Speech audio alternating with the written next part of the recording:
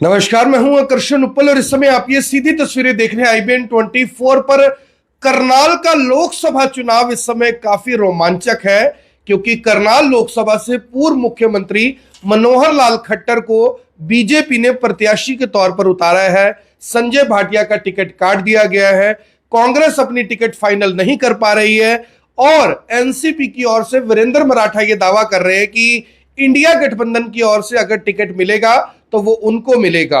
ऐसे में एक ऐसा नाम, एक ऐसा चेहरा जिनको आप नजरअंदाज नहीं कर सकते, वो है इंद्रजीत सिंह नवजोत। इंद्रजीत सिंह नवजोत किसानों के बीच में एक चर्चित चेहरा रह चुके हैं। बीएसपी की टिकट पर करनाल से लोकसभा का चुनाव लड़ रहे हैं। आज हम उन्हीं के पास पहुंचे हैं। काफी गर्म सवालों के साथ उनसे पूछेंगे कि आखिर लोग उन्हें वोट क्यों दें, बीएसपी की टिकट पर चुनाव लड़ने के क्या मायने हैं। उनकी बेटी जिला पार्षद रह चुकी है। जिला परिषद से किसानों की फेवर में, किसानों के समर्थन में उन्होंने अपनी सीट से इस्तीफा दे दिया था। नवजोत सिंह, जो इंद्रजीत सिंह नवजोत है, उन्होंने जेजेपी से किसानों के समर्थन में इस्तीफा दे दिया था। तो आज पहुंचे हैं इंद्रजीत सिंह नवजोत जी के पास। नवजोत जी, सबसे पहले IBN 24 पर आपका स्वागत है। पहला मैसेज करनाल लोकसभा के लोगों के लिए आपका। पहले तो मैं आप सभी का, जो IBN 24 के साथी मेरे पास घर आए हैं, तो मैं आपका बहुत बहुत धन्यवाद करता हूं जो आप मेरे तक यहाँ पहुँचे जी। तो जो भी साथी आपके चैनल से जुड़े हैं और जहाँ जहाँ तक मेरी आवाज़ जाए, मैं सभी साथियों से यही एक हाथ जोड़ के अपील करना चाहता हूँ कि आपने देखा है जो आज की घड़ी देश में, पूरे देश में एक डर का माहौल बना हुआ है और इस बीजेपी सरकार से लोग इतने दुखी हैं, इतने जख्म दिए हैं इन्होंने। उन जख्मों की वजह से हर वर्ग परेशान है, लेकिन इन्होंने एक ऐसा डर पैदा किया हुआ लोगों को कि लोग ये जो इनका अत्याचार है उसको अंदर बंद कमरे में सहन कर रहे हैं, कोई बोल नहीं रहा। उसी का कारण है कि जो यूपी में, उत्तर प्रदेश में पहले चरण का चुनाव हुआ, उसमें बहुत कम वोटिंग हुई, सिर्फ कई जगह तो 40% तक भी हुई। तो मैं तो यही कहना चाहूँगा, इन्होंने एक डर का माहौल तैयार कर रखा है। आप सब समझदार हैं, आप सब सूझवान हैं। आप इस डर के माहौल से बाहर निकल के, क्योंकि ये उत्तर प्रदेश नहीं है, यहाँ जो करनाल लोकसभा की सीट है वो हरियाणा में आती है और हरियाणा और पंजाब ये 5 दरियाओं की धरती है। यहाँ बहुत बड़े बड़े सूरवीर हैं। यहाँ जो खास करके मैं करनाल की सीट की बात करूँ, करनाल लोकसभा की, इसने तो जो बड़े बड़े धनाढ़ थे उनको भी गिराया हुआ है, उनको भी यहाँ से हरा के उनकी जमानत जब्त करा के भेजा है। क्योंकि यहाँ से जो भजन लाल जी थे वो कहते थे कि उन्होंने राजनीति की PhD की है। ये करनाल की जो बहादुर जो वोटर हैं, इन्होंने तो उसको नहीं बख्शा था। उसकी PhD का सर्टिफिकेट भी उनके हाथ में देके यहाँ से सुषमा स्वराज हरा दी थी। सुषमा स्वराज भी यहाँ से हरा दी थी। ये इनके लिए, ये जो पूर्व CM है, ये तो कुछ भी नहीं। तो मेरी सबसे हाथ जोड़ के दरख्वास्त यही है कि इस डर के माहौल से बाहर आके और अपनी हिम्मत दिखा के, जैसे किसानी आंदोलन में हिम्मत दिखाई थी, तो वैसे ही हिम्मत दिखा के और इन अत्याचारी सरकार का मुकाबला करें और बाहर निकले। इंद्रजीत जी, पहलवानी से अपना कैरियर शुरू किया, फिर व्यापार में आए, किसानी की, बेटी को चुनाव लड़वाया, कई सरपंचों को चुनाव लड़वाया और खास बात ये रही कि जितने लोगों को चुनाव लड़वाया वो सब चुनाव जीते हैं। अब लोकसभा प्रत्याशी के रूप में बीएसपी ने आपको टिकट दिया है। क्या लग रहा है कितना मुश्किल चुनाव होगा? एक पूर्व मुख्यमंत्री जो लोकसभा के प्रत्याशी बन चुके हैं, करनाल से ही वो मुख्यमंत्री बने, करनाल ने उन्हें मुख्यमंत्री बनाया, विधानसभा का चुनाव जीते और लोग कह रहे हैं कि मोदी की लहर भी चल रही है। तो इस लहर को किस तरह से, लहर जो दरिया है वो पार होगा नवजोत, इंद्रजीत सिंह नवजोत का? देखो जी, एक लहर थी, वो झूठी लहर थी। उस झूठी लहर में लोग बह गए और बह गए, और बहने के बाद वो आज तक पछता रहे हैं। जो इन्होंने झूठे लुभाने सपने दिए थे, तो लोग ठगी का शिकार हो गए और ठगे ठगे महसूस कर रहे हैं 10 सालों से। अब लोग इन बातों को सबको समझ चुके हैं। इस बार इनकी जो वो झूठी हवा है और झूठे वादे हैं, और सुबह से लेकर शाम तक जो झूठ बोलते हैं, अब इनके कोई झूठ सुनने वाला नहीं है। अब तो मुद्दे की बात करेगी जनता, ये पूछेगी मनोहर लाल खट्टर जी से कि आप ये बताओ कि 9.5 सालों में किया क्या है। अब वो जो झूठ और जो हवा झूठी हवा थी वो खत्म हो चुकी है। ये बड़ी बात है कि लोग अब सवाल ये पूछेंगे कि अब उपलब्धि गिनाने का टाइम है, अब किसी को कोसने का टाइम नहीं है। जाहिर तौर पर लोग पूछेंगे कि 9.5 साल में हरियाणा में आखिर हुआ क्या और 10 साल में केंद्र में क्या हुआ। नवजोत जी, कि क्या समझते हैं, कांग्रेस की टिकट अभी तक फाइनल नहीं हो पा रही, इतनी राष्ट्रीय स्तर की पार्टी है, बीजेपी ने जिनको टिकट दिए हैं, किसान उनको गांव में घुसने नहीं दे रहे, गांव के लोग विरोध कर रहे हैं। आपके लिए ये चुनौती है या आपके लिए कहीं ना कहीं अपॉर्चुनिटी है? किस तरह देखते हैं इसको? देखो, चुनौती तो हमारे लिए उस टाइम भी थी जब किसानी आंदोलन चला था। हमने तो उस टाइम भी परवाह नहीं करी थी और अपने भाइयों के साथ खड़े होके जेजेपी को छोड़ दिया था और बीजेपी का बहिष्कार किया था। तो हम इन चुनौतियों का सामना करने का स्वभाव बना चुके हैं। ये चुनौतियां हमारे हिस्से में आती हैं और हम बखूबी इन चुनौतियों को चैलेंज देके और इनका टकरा करने की हमें आदत हो चुकी है। और जहाँ तक आपने कहा कि कांग्रेस की बात करी, जो बीजेपी और कांग्रेस की टिकटों की बात करी, देखो बीजेपी की बात करें तो बीजेपी को तो हरियाणा में 10 कैंडिडेट ही नहीं मिले अपने घर से। उन्होंने 6 कैंडिडेट उतार दिए। जो 6 कैंडिडेट हैं वो कांग्रेसी हैं जो इस बार इन्होंने दिए। तो भाई उपल साहब, आप 6 की बात छोड़ो, जो इन्होंने पहले जो 3 हैं जो पुराने समय से पहले कांग्रेस में थे, जो ये मैं बात करूं अरविंद शर्मा जी की, धर्मवीर जी की भवानी से और राव इंद्रजीत सिंह जी की, वो भी तो कांग्रेसी हैं। 6 अब नए हैं और 3 पुराने हैं। 10 में से 9 कांग्रेसी हो गए। 10 में से 9 कांग्रेसी हैं। तो उधर कांग्रेस की बात करें तो उनके कैंडिडेट ये ले गए, उनमें गुटबाजी इतनी है, वो अभी तक टिकट ही नहीं फाइनल कर रहे। उनमें तो जब मीटिंग होती है उसी टाइम जूता बच जाता है और अभी तक वो अपनी टिकटें डिक्लेयर ही नहीं कर पा रहे। तो फायदा मिलेगा कहीं ना कहीं आपको? फायदा क्यों नहीं मिलेगा? ये आप ये देखो, जो इनकी तो स्थिति ये हो चुकी है, क्योंकि जो बीजेपी के कैंडिडेट हैं वो भी सारे कांग्रेसी हैं और कांग्रेसियों को कैंडिडेट नहीं मिल रहे। चलो उन पे तो मोहर लगनी है, कोई भी जो भी आएगा भी ये कांग्रेसी है। ये जो इलेक्शन होगा कांग्रेस का और बीजेपी का, तो कांग्रेस का ही होगा। कांग्रेसी के मुकाबले में लड़ेंगे। कांग्रेस का नहीं, हाँ बस आप ये मानो, पुरानी कांग्रेस का नई कांग्रेस से होएगा। मेरे को तो फिर अपने आप जब एक घर में लठ बजेगा तो पड़ोसी को तो फायदा होता ही होता है। तो इनका तो कुछ होने वाला नहीं है। इनको कैंडिडेट नहीं मिल रहे। नॉमिनेशन भरने की डेट आने वाली है, लेकिन अभी तक इनसे कैंडिडेट नहीं डिक्लेयर हुए। तो वहां आप अंदाजा लगा सकते हैं कि अंदर से कांग्रेस कितनी खोखली हो चुकी है। इंद्रजीत जी, बीएसपी का अपना एक परंपरागत वोट बैंक है। ऐसा कहा जाता है कि करनाल लोकसभा में लगभग 2 लाख से ज्यादा जो वोटर है वो बीएसपी को ही वोट करते हैं। जब पिछली बार चुनाव लड़े थे वीरेंद्र सिंह मराठा, तो लगभग मेरे ख्याल 2-2.25 लाख की वोटिंग हुई थी बीएसपी को, 2.25 के आसपास थी। तो इस बार क्या समझते हैं? क्योंकि कहा यह जा रहा है कि जाट भी बीजेपी से नाराज है, राजपूत भी बीजेपी से नाराज है, किसी रोड समाज को टिकट नहीं दी वो भी इनसे नाराज है, किसान भी नाराज है, गांव के लोग भी नाराज हैं। तो इसका कितना फायदा इंद्रजीत सिंह नवजोत को मिलेगा? क्योंकि टिकट जरूर आपकी बीएसपी की है, लेकिन आपके साथ जो लोग जुड़े हुए हैं वो हर बिरादरी से हैं। देखो, जो बात आपने टिकट की कही, मैं एक किसान का बेटा हूं जी, और किसानी आंदोलन में मैंने अपने भाईचारे की बहुत ज्यादा सेवा करी। और मैं अब जाता हूं गांवों में। मेरी 4 तारीख को 4 अप्रैल को टिकट डिक्लेयर हुई थी और 4 को भी मैं मैदान में निकल गया था और रात को 11:30-12 बजे वापस आया था। और 5 को जैसे ही मैं ग्राउंड लेवल के में गांवों में गया तो मेरे को लोगों ने हाथों पे उठाया, क्योंकि मैं अपने भाईचारे के सुख दुख में खड़ा था। उस वक्त जब मेरा भाईचारा तकलीफ में था, किसान वर्ग और मजदूर वर्ग तकलीफ में था और मैं उनके साथ खड़ा था।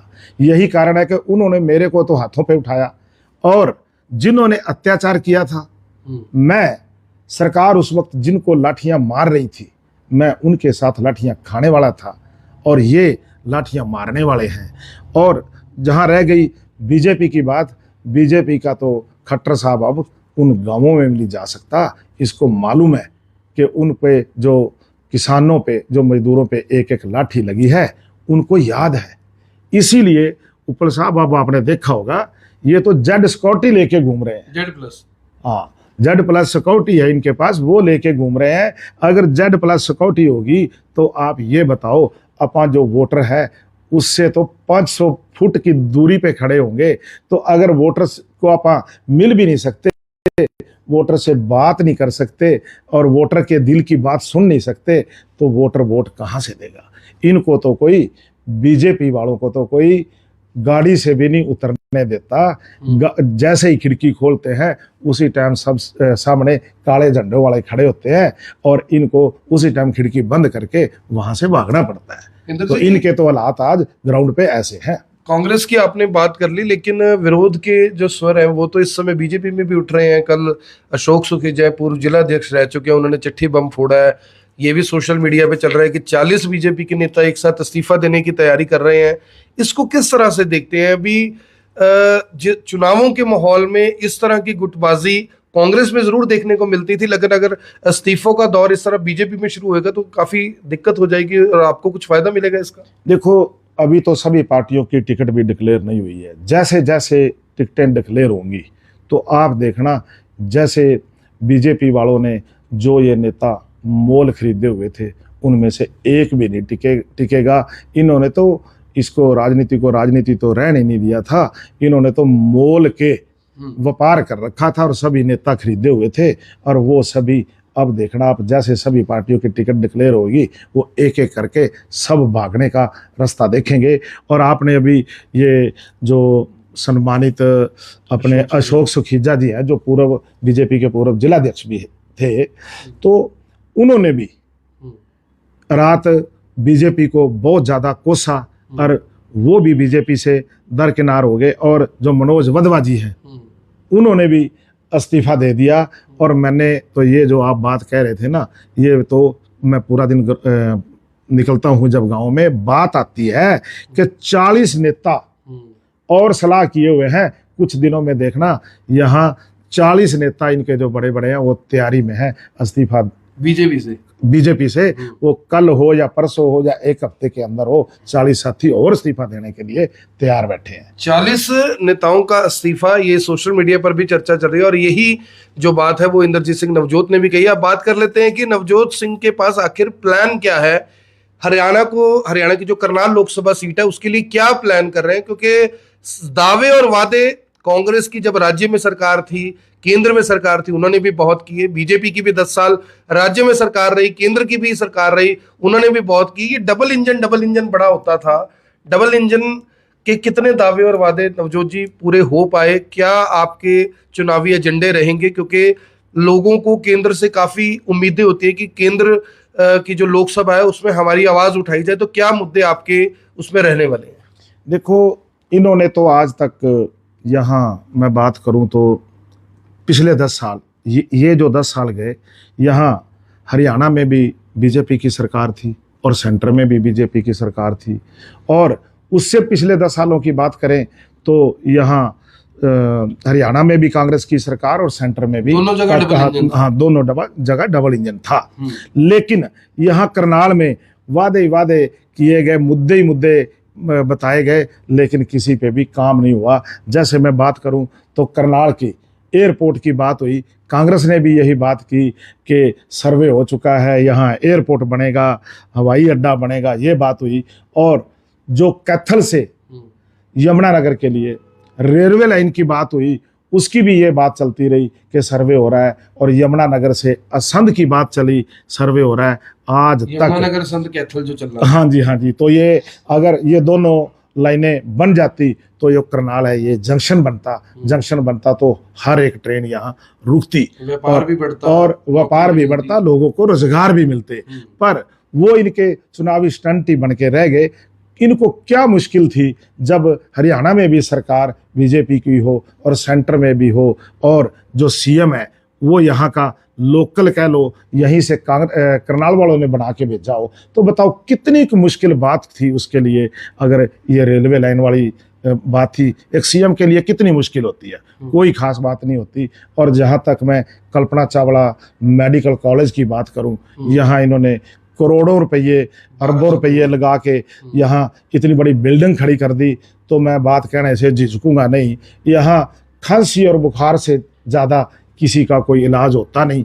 अगर इसके ऊपर की बात आती है तो वो हाथ में एक पर्ची बना के दे देते हैं, जाओ जी बाहर से टेस्ट करवाओ, या कोई 10 रुपए की महंगी दवाई होती है, जाओ जी, हाँ, ना एक्सरे अल्ट्रासाउंड कुछ भी नहीं, वो पर्ची बाहर की बना के दे देते हैं, उनके बाहर लिंक है, जाओ भाई वहां जाके अपने टेस्ट करवा के आओ। तो अगर यहाँ खांसी और बुखार की ही दवाई देनी थी तो फिर इतनी बड़ी बिल्डिंग खड़ी करने की कोई जरूरत नहीं थी। तो फिर यहाँ ये भी दोनों सरकारों ने, कांग्रेस ने भी और बीजेपी ने भी, दोनों ने ये कहा bullet train bullet train bullet train, पता नहीं यहाँ क्या क्या कहते रहे, बुलेट ट्रेन, रेलवे लाइन और एयरपोर्ट, इन्होंने मजाक बना रखा था, इनका सर्वे हो गया जी, ये हो गया। बताओ आपने यहाँ वो वैसी की वैसी बातें ही रह गई, और दोनों को बहुत बड़े मौके मिले थे, इन्होंने उस पर 1% भी काम नहीं किया, वहीं की वहीं बातों की बातें ही रह गई। तो टोल टैक्स को लेकर क्या सोचते हैं? करनाल लोकसभा में 5 टोल टैक्स हैं, दावे तब होते थे जी हटवा देंगे, बस एक बार बनवा दो, double engine, triple engine, 4 engine, 5 engine लगवा दो, टोल टैक्स हटवा देंगे। टोल टैक्स तो लगे ही हैं, जलमाना में आपके जो गांव है आपका, उसके पास भी लगा दिया, हटा तो कोई नहीं लगा, बल्कि 2 और दिए।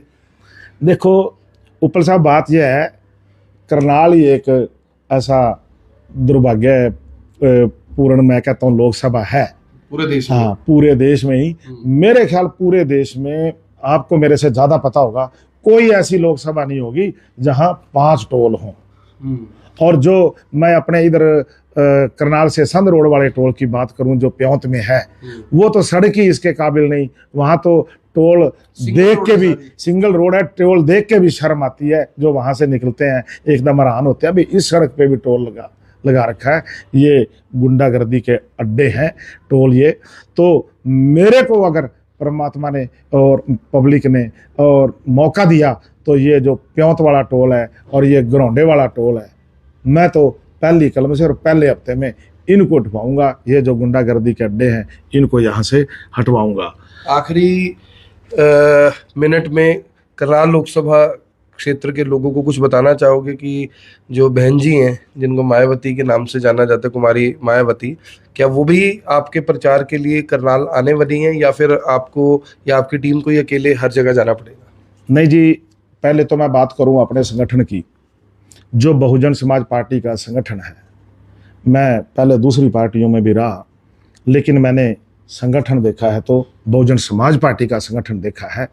मैं कहता हूँ, मेरे को भी नहीं पता होता कि आज मान लो सोमवार है, तो सोमवार को कितने टोली कह लो या कितनी जगह पे मेरा प्रचार हो रहा है।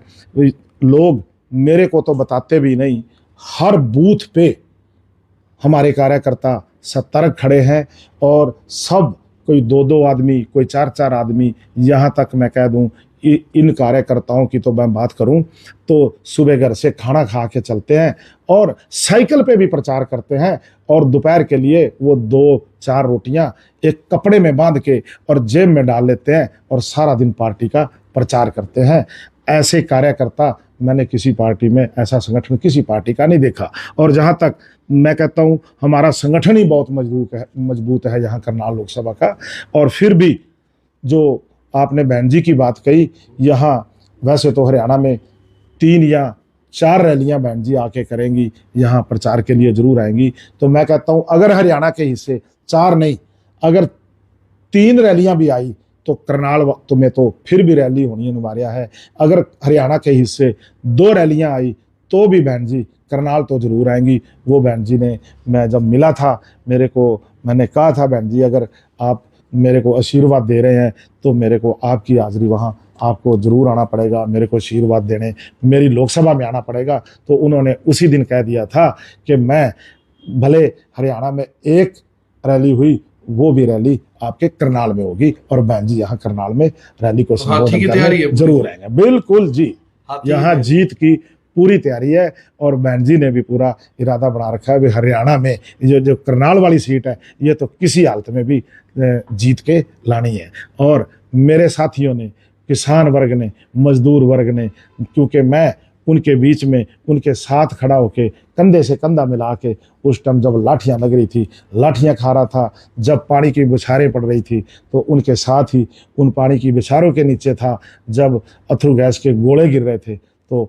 वो भी मैं उनके साथ खड़ा होके अथरू गैस के गोलों का मुकाबला कर रहा था। तो जैसे उन्होंने किसानी आंदोलन के समय मनोहर लाल खट्टर जी के जहाज तक नहीं उतरने दिए थे, तो अब भी उन्हीं साथियों ने पूरा इरादा किया है कि मनोहर लाल खट्टर जी की तो यहाँ से जमानत जब्त कराएंगे। और वो ही मेरे साथी, उन्हीं पे मेरे को विश्वास है, उन्हीं के भरोसे मैं चुनाव लड़ रहा हूँ। और उन्हीं ने मेरे को ये बात कही थी कि आप लोकसभा की टिकट लेके आओ, हम आपके साथ खड़े होंगे। उन्हीं के विश्वास के बदौलत मैं ये बातें कह रहा हूँ और वो मेरे साथ खड़े हैं। जब मैं अब गांव में निकलता हूँ तो मेरे मतलब लग रहा है कि मेरे को विश्वास हो जाता है कि जो मेरे को साथियों ने, जिन्होंने टिकट दिलवाई है, वो मेरे साथ वैसे के वैसे खड़े हैं। और ये सीट करनाल लोकसभा से जीत के बहुजन समाज पार्टी को का यहाँ से सांसद बनाएंगे और बहन जी की जोड़ी में ये करनाल वाली लोकसभा सीट हम डालेंगे। धन्यवाद नवजोत जी, आपको शुभकामनाएं भी। मेहनत बहुत कर रहे हैं और मेहनत के नतीजे आएंगे 4 जून को। 25 मई को करनाल लोकसभा का चुनाव है, 4 जून को इसके नतीजे आने हैं। छठे चरण में चुनाव हो रहा है करनाल के अंदर। तो मेरी आप सभी से अपील, जो भी लोग इस वीडियो को देख रहे हैं इसे साथ के साथ जरूर शेयर करें। एक तरफ कमल का फूल है, दूसरी तरफ हाथ का निशान है, तीसरी तरफ हाथी अपनी रफ्तार में चलने के लिए बेताब हो रहा है। मेरी आप सभी से अपील, इस वीडियो को देखें भी, इसे शेयर भी करें। आप देख रहे हैं